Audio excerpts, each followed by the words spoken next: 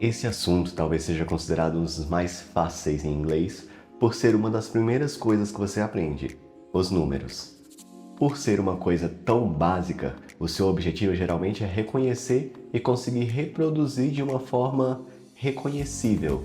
Então são poucas as pessoas que depois de aprender os números voltam para realmente prestar atenção na pronúncia deles. O alfabeto é outro exemplo disso, mas vai ficar para outro vídeo. Nós vamos ver os números mais básicos e eu vou te mostrar pequenos detalhes de pronúncia em cada um que talvez sirva para indicar um possível erro fossilizado na sua pronúncia. Um erro fossilizado é aquele erro que você repetiu tantas vezes que você já não consegue mais perceber que é um erro, porque você já se acostumou com ele. Começando com one.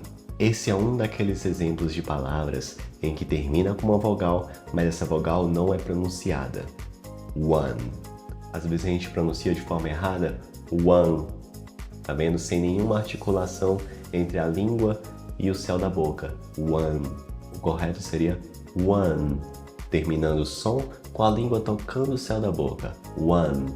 Em seguida nós temos o two. O principal erro é fazer o som do T um pouco mais forte. Às vezes a gente fala chew, quando chew na verdade é o verbo mastigar. O som do T nesse caso e em vários outros ele é um pouco mais sutil, como se fosse a junção do T e o S juntos. Chew. O próximo número é já conhecido de muitos brasileiros porque a gente não tem esse som no português, então a gente sempre sofre um pouco, que é o som do T e o H juntos. Three. Para articular esse som, você precisa usar a língua e tocar nos dentes superiores. Three. Por mais que pareça para o seu ouvido que não está acostumado com isso, que seja um som de T ou um som de F, ele é um som diferente. E se você for para um lado ou para o outro, você vai acertar em duas palavras diferentes. Se você vai para o som do T, tem a palavra árvore, tree. Se você vai para o som do F, tem outra palavra de graça, livre, free. Quando correto é a articulação, língua, dentes superiores, three. O número 4 ele é tranquilo, four. Ele serve para a gente perceber que nem todas as letras nas palavras em inglês são pronunciadas. Então, na hora da pronúncia, não tem diferença alguma entre o número for e a preposição for, apesar de ter uma letra a mais. O número 5 ele se encaixa no mesmo caso do número 1, five. Por mais que tenha a vogal no final, a gente não pronuncia ela. O último som é a consoante antes da vogal. No caso do número 5, é a letra V, five. O número 6 acho que é o erro mais comum entre esses números básicos, porque ele parece simples, mas tem um detalhezinho.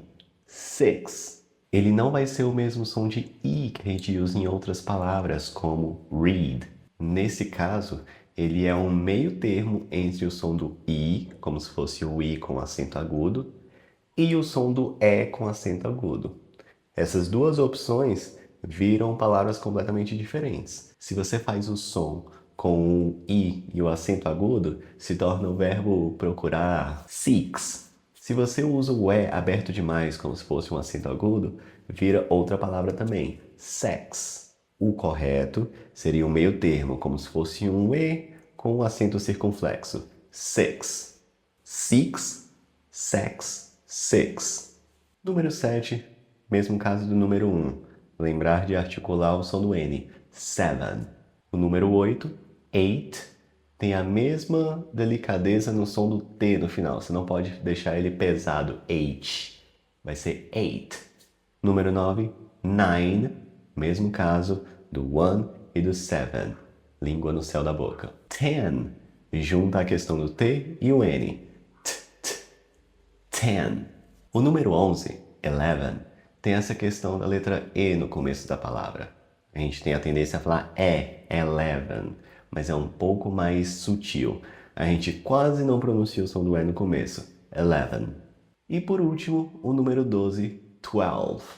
A parte importante aí nessa palavra é a questão da letra L, que a gente tende a ignorar, porque no português geralmente ela tem o som do U, mas aqui a gente precisa articular, língua no céu da boca, 12.